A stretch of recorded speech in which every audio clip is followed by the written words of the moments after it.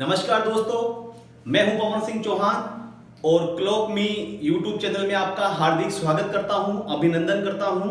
तो दोस्तों, जैसा कि आप लोगों की बहुत लंबे समय से डिमांड थी कि हमारी जो टीम है, आपने देखे होंगे हमारे जो प्रीवियस वीडियो, आप लोगों की काफी तक डिमांड आ रही थी कि सर आप लोग वीडियो बहुत कमा रहे और आपका इतना अच्छा फैकल्टी पैनल है, तो आप वीडियो की मात्रा बढ़ाइए। तो दोस्तों, मैं सर के कहने से और इस चैनल से पूरी तरह जुड़ गया हूं अपने तन मन धन से, और अब इसी के लिए मैं पूरी तरह से अर्पित हूं। इसलिए दोस्तों, मैं आज से आपके साथ में पूरी तरह ईमानदारी से काम करूंगा, लेकिन शर्त यह है कि आप भी इस चैनल से लगातार जुड़े रहिए और इस पे बार बार आप हमारे को देखते रहिए, ज्यादा इसको लाइक कीजिए, इसकी व्यूज बढ़ाइए, क्योंकि फायदा इसी को आप लोगों को मिलेगा।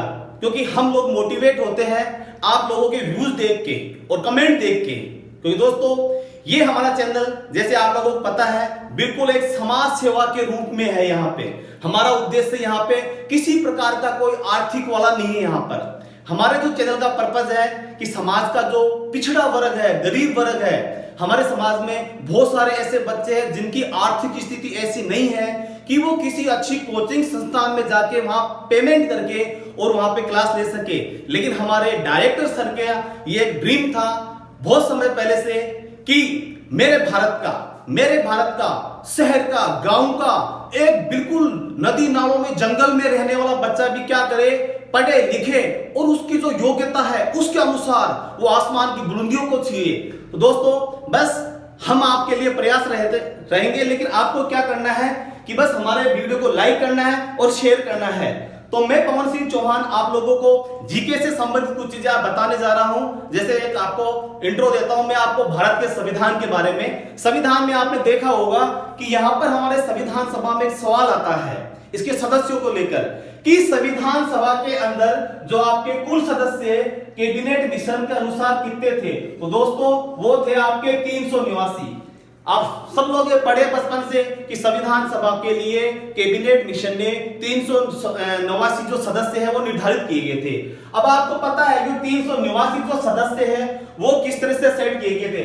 पहली बात तो ये है कि ये जो 389 सदस्य जो चुन के आएंगे संविधान सभा के लिए, ये आएंगे आपके प्रत्येक 10 लाख की जनसंख्या पे एक सदस्य। जैसे आज भी हम देखते हैं कि यहाँ पे अपने जो विधानसभा चुनाव होते हैं, लोकसभा चुनाव होते हैं, तो वहां पे भी जनसंख्या के अनुपात के हिसाब से क्या होता है, यहाँ पे इनका चुनाव होता है। इसी प्रकार से हमारे यहाँ पर संविधान सभा के जो आपके 389 जो सदस्य चुने गए थे दोस्तों, उनमें भी 10 लाख की जो प्रत्येक जनसंख्या के हिसाब से यहाँ पे एक मेंबर यहाँ पे चुना जाना था। तो टोटल आपके 389 सदस्य थे। अब इसमें आपने देखा होगा कि भारत के अंदर यहाँ पे कुछ तो आपके क्या थे, अंग्रेजों के डायरेक्ट अधीन के अंदर थे, कुछ हमारे यहाँ पे देशी रियासतें थी। तो अगर हम बात करें यहाँ पे जो अंग्रेजों के द्वारा जो सीधे प्रशासित राज्य थे, उनमें से टोटल सदस्य थे आपके 296 चुने जाएंगे, और बाकी जो आपकी देशी रियासतें थी यहां से आपके 93 सदस्य चुने जाने थे। कहने का तात्पर्य है कि आपके जो 389 सदस्य जो चुने जाने हैं दोस्तों, उनमें से 296 सदस्य तो आपके वहां से आएंगे जो अंग्रेजों के द्वारा सीधे क्या प्रशासित है, जो सीधे उनके डायरेक्ट नियंत्रण में है। और यहाँ पे हमारे कुछ देशी रियासतें थी, तो देशी रियासतों में सिर्फ क्या होगा, यहाँ पे 93 मेंबर चुन के आने हैं। अब जैसे आप देखते हो कि प्रेजेंट टाइम में भारत के अंदर आपके 28 राज्य है और 8 केंद्र शासित प्रदेश है। 28 राज्य है और 8 केंद्र शासित प्रदेश है। इसी तरह उस समय भी अपने यहाँ पे क्या थे कि 4 आपके चीफ कमिश्नरी क्षेत्र थे, 4 आपके चीफ कमिश्नरी क्षेत्र थे। तो इसमें यह किया गया कि भाई जो 4 आपके चीफ कमिश्नरी क्षेत्र है ना, उनमें से प्रत्येक में से एक मेंबर यहाँ पे चुन के आएगा। तो कहने का तात्पर्य है कि आपके 4 सदस्य इनमें से तो कहां से आएंगे, चीफ कमिश्नरी क्षेत्र से, और आपके 292 कहां से आएंगे, आपके स्टेट से। तो कई बार हमें एग्जाम में सीधा पूछ लेता है कि संविधान सभा में कुल मेंबर कितने थे, तो सीधा आंसर होता है हमारा 389। लेकिन आपसे पूछे कि बताइए यहाँ पे देशी रियासतों से कितने थे, तो हमारा आंसर होता है 93। और जो अंग्रेजों के द्वारा जो शासित जो प्रदेश था टोटल, उसमें कितने आ रहे हैं, बोला उसमें आ रहे हैं 296। लेकिन अब आपसे ये पूछ ले कि बताओ वहां पे जो चीफ कमिश्नरी क्षेत्र थे उसमें से कितने आ रहे थे, 4। इसके अलावा 292 आपके वहां से स्टेट से आ गए। इस प्रकार यहाँ पे कैबिनेट मिशन ने ये कहा कि भाई संविधान सभा का जो सिस्टम रहेगा उसमें आपके 389 सदस्य रहेंगे। अब देखिए ये आपके कैबिनेट मिशन की सारे शर्तें मान ली गई, लेकिन क्या हुआ बाद में कि जब इलेक्शन हुआ तो क्या हुआ, इलेक्शन के जो रिजल्ट आए और रिजल्ट आया उसमें क्या हुआ कि आपकी जो 296 जो सीटें थी, 296 जो सीटें थी दोस्तों, उसके इलेक्शन में क्या रिजल्ट रहा कि यहाँ पे आपकी तो सबसे बड़ी पार्टी रही कांग्रेस को उसमें मिले आपको 208 सीटें। मतलब जो इलेक्शन हुआ 1946 में उसमें कांग्रेस को 296 से 208 तो क्या मिली, इसमें सीटें मिली। इसके बाद में दूसरा आपकी जो एक बड़ी जो पार्टी थी वो थी आपकी मुस्लिम लीग जिन्ना वाली, इसको मिली आपकी 73 सीटें, इसको 73 सीटें मिली। और कुछ आपकी जो अन्य जो थी उनको मिल गई आपके 15। इस प्रकार आपके ये 296 सीटों में से क्या हुआ कि ये इलेक्शन का रिजल्ट इस प्रकार से रहा कि 208 तो क्या हो गया आपके कांग्रेस से आ गई और मुस्लिम लीग से आपके क्या हो गई 73 आ गई और अन्य की आपकी 15। अब यहाँ पे समस्या क्या हो गई, जैसे हम इतिहास पढ़ते देखते हैं कि पाकिस्तान की जो निर्माण वाला जो सिस्टम था एक धर्म के आधार पे, तो लोग तो पहले मांग उठा रहे थे कि भाई हमें क्या चाहिए कि अलग से अलग राष्ट्र चाहिए। तो जब मुस्लिम लीग ने देखा कि यहाँ तो मेरे इलेक्शन में क्या हो गई, बुरी तरह क्या हो गई, मेरी पराजय हो गई और ये लोग क्या बहुमत वाले हैं तो मेरा तो यहाँ सिस्टम बैठेगा नहीं, तो जिन्ना ने क्या कहा, बोला हम क्या करते हैं, इसके क्या करते हैं, इसको मानने से मना करते हैं और हम तो क्या करेंगे, बोला हमें तो अलग पाकिस्तान चाहिए। तो कुल मिला के मुस्लिम लीग ने क्या किया, संविधान सभा का बहिष्कार किया और बोला हमें तो क्या अलग पाकिस्तान चाहिए, हमें तो हिंदुस्तान में रहना ही नहीं है। और इन्होंने क्या कर दिया, बाद में पता आप लोगों को प्रत्यक्ष कार्य वगैरह हुई तो उसमें क्या हुआ, भारत के क्या हो गया यहाँ पर, जैसे हम बात करें आपका ये भारत था तो भारत के अंदर यहाँ पे तो क्या आपका पश्चिमी पाकिस्तान बन गया, इधर पूर्वी पाकिस्तान बन गया। मतलब भारत विभाजन में क्या हुआ कि इधर तो आपका पश्चिमी पाकिस्तान बन गया, इधर पूर्वी पाकिस्तान बन गया। अब सीधी सी बात है कि जो आपके 389 जो मेंबर थे ये क्या थे, पूरे संपूर्ण भारत के लिए थे। लेकिन जब आप देखो इधर आपका पूर्वी पाकिस्तान बन गया जिसे हम आजकल कहते हैं बांग्लादेश, और इसे क्या कहते हैं हम आपका पश्चिमी पाकिस्तान।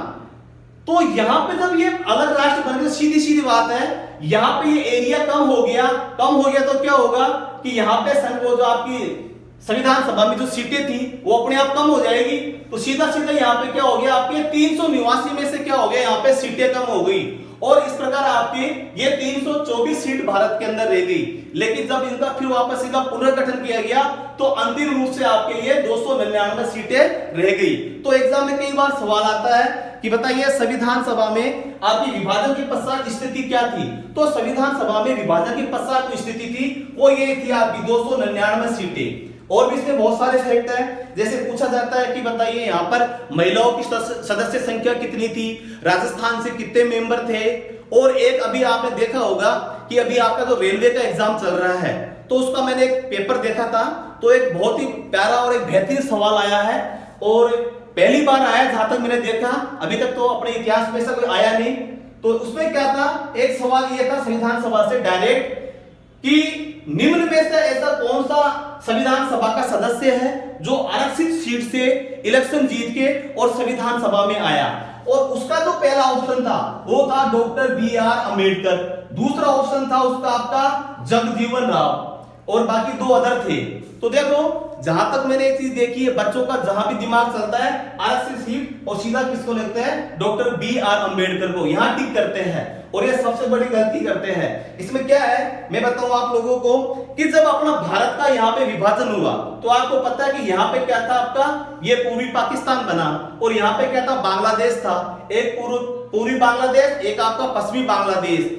तो ये जो आपका पूर्वी बांग्लादेश था तो डॉक्टर बी.आर. अम्बेडकर सर थे, वो यहीं से क्या थे, उन्होंने एक सामान्य वर्ग से यहाँ पे इलेक्शन लड़के यहाँ से सीट जीती थी, जनरल सीट से थे। लेकिन जब ये इनका क्षेत्र कहां चला गया, पाकिस्तान के अंदर, तो इन्होंने क्या किया, सीट यहाँ से छोड़ दी और इन्होंने वापस यहाँ पे तो मुंबई आके और यहाँ पे री इलेक्शन लड़ा और यहाँ पे भी क्या वो जनरल सीट से थे, किसी आरक्षित सीट से नहीं थे और इलेक्शन जीत के फिर आपके संविधान सभा में पहुंचे। तो ध्यान रखना डॉक्टर बी.आर. अम्बेडकर ये क्या थे, किसी आरक्षित सीट से नहीं थे, ये एक सामान्य सीट से थे। अब हम बात करें दूसरा ऑप्शन था इसमें जगजीवन राव। जगजीवन राव क्या थे, उस समय ये बिहार से चुने गए थे और बिहार से क्यों थे, ये वहां पे आरक्षित सीट से थे। अब उनको सवाल क्यों पूछा गया, दोस्तों हम बताएंगे आपको तो करंट अफेयर्स क्लास चलेगी कि आपका ये जो पूरा का पूरा जो जीके है, हम जो जीके पढ़ते हैं history, political, economics, geography, science, ये सब कुछ आपका किस पे टिका हुआ है? ये टिका हुआ आपका करंट अफेयर्स से। आपको पता है कि हाल ही में आपकी जो भारत की प्रथम महिला लोकसभा अध्यक्ष आप सब जानते हो, मीरा कुमार फेमस रही है। मीरा कुमार कांग्रेस के समय भारत में पहली बार महिला लोकसभा अध्यक्ष के रूप में इलेक्ट हुई थी, पता आप लोगों को। तो मीरा कुमार अभी चर्चित रही। अब मीरा कुमार के बारे में डायरेक्ट सवाल तो पूछा नहीं, और मीरा कुमार के जो फादर है वो कौन है? भारत के पहले श्रम मंत्री जगजीवन राम, ये उनकी पुत्री है। मीरा कुमार ये क्या आपके जगजीवन राम जी की पुत्री है, और ये भी क्या बिहार से थी। तो आपको पता है जगजीवन राम की पुत्री थी, लेकिन बेटी इस में चर्चा में थी, लेकिन पूछ किसके लिया? वो पूछ लिया उसके पापा के लिए, अर्थात उसके फादर के लिए। तो ये चीज हम आपको समझाएंगे कंटिन्यू कि देखो ये सवाल बनते कैसे, आखिरकार आपका जो पेपर सेट करने वाला जो होता है वो सवाल लाता कैसे है, ये टेक्निक हम आपको समझाएंगे कि सवाल बनते कहां से है। क्या ऐसा थोड़ी होता है कि पेपर सेट करने वाला बैठ गया और उसने अपने मन से उठा के कोई भी सवाल डाल दिया, ऐसा कभी भी नहीं होता है। हाल ही में जो राष्ट्रीय, अंतर्राष्ट्रीय, जो स्थानीय लेवल की जो घटनाएं घटती है उनके आधार पर ही क्या होता है, हमारा पेपर सेट होता है। अब चाहे आपका इतिहास हो, बोला गुरुजी इतिहास में क्या सकता, बिल्कुल आपका इतिहास भी करंट अफेयर्स के आधार पर ही उसका पेपर सेट होता है। जीके में ऐसा कोई पार्ट नहीं है जिसका करंट अफेयर से सीधा सीधा संबंध नहीं। तो अब करंट अफेयर्स के लिए दोस्तों हम क्या करेंगे कि आने वाले टाइम में आपको आपका जो प्रत्येक जो संडे होगा उस दिन पूरे 7 दिन की खबरें एक साथ हम आपको यहाँ पे चलाएंगे मैराथन के रूप में, वो एक साथ पढ़ा दिया करेंगे। और साथ में जो आपके जो संभावित सवाल बनेंगे हिस्ट्री, पॉलिटिकल, ज्योग्राफी वगैरह सब में जीके के, वो आपको हाथों हाथ यहीं पे बता दिया करेंगे कि सवाल बनते कैसे है। दोस्तों सवाल बनते कैसे साथ में ये सिखाएंगे, और हम आपको ये चीज भी धीरे सिखा देंगे कि देखो हर कोई पढ़ता है, जब भी वैकेंसी आती है हर कोई पढ़ता है, और पढ़ने के लिए बहुत सारी किताबें भी पढ़ता है, यूट्यूब चैनल पे भी देखता है, और इतना मैटर कलेक्ट कर लेता है कि उसे पता ही नहीं कि मुझे क्या पढ़ना है क्या छोड़ना है। दोस्तों सफल होने के लिए ज्यादा पढ़ना मायने नहीं रखता, बहुत कम पढ़ना पड़ता है। अब बोलो कम पढ़ेंगे तो पास कैसे होंगे? ये टेक्निक हम आपको सिखाएंगे कि ज्यादा पढ़ने वाला कभी पास नहीं होता, जो कम पढ़ता है वो पास होता है। इसके लिए हम आपको टेक्निक डेवलप कराएंगे कि देखो क्या तो मुझे पढ़ना है और क्या छोड़ना है। पढ़ना बहुत कम है, छोड़ना बहुत ज्यादा है। तो ये भी हम आपको टेक्निक एक आपकी डेवलप कर देंगे, आपको खुद को एहसास हो जाएगा कि मुझे क्या पढ़ना है और क्या छोड़ना है। और दोस्तों जिस दिन आप में ये चीज डेवलप होगी, आप दुनिया का कोई सा एग्जाम दे लो, आप कांस्टेबल दे लो या आप आईएएस का एग्जाम दे लो, आप दुनिया में कोई सा एग्जाम दे लो, आपकी रणनीति ऐसी बन जाएगी कि आप किसी भी एग्जाम को क्रैक करने से अपने आप को रोक नहीं पाओगे कम समय में। लेकिन दोस्तों इसके लिए बस आपको क्या है कि हमारे साथ जुड़े रहना है, और हमारे चैनल को ज्यादा से ज्यादा क्या करना है पता आप लोगों को, अपने फ्रेंड्स को बताइए, अपने रिलेटिव को बताइए कि सभी लोगों का इससे उद्धार हो, और जुड़े रहिए हमसे। ठीक है, धन्यवाद, थैंक यू।